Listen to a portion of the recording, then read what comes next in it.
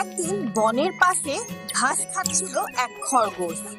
সে ছিল নিরীহ কিন্তু বুদ্ধিমান। হঠাৎ সেখানে এলো এক চালাক শিয়াল।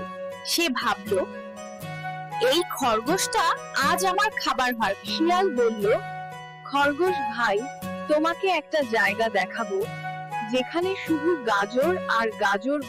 খরগোশ গর্তের সামনে শিয়ালের পায়ের ছাপ দেখে বুঝে গেল এটা ফাঁদ। শিয়াল গর্তে ঢুকতেই খরগোশ চুপচাপ এক পাথর গড়িয়ে এনে মুখ বন্ধ করে দিল। শিয়াল চিৎকার করে বলল, বের হতে দাও। কিন্তু খরগোশ তখন দূরে চলে যাচ্ছে। খরগোশ হেসে হেসে বলল, চালাকি সবাই করতে পারে না ভাই। শিক্ষা দাবেন, অতিরিক্ত চালাকি অনেক সময় নিজের সর্বনাশ ডেকে আনে।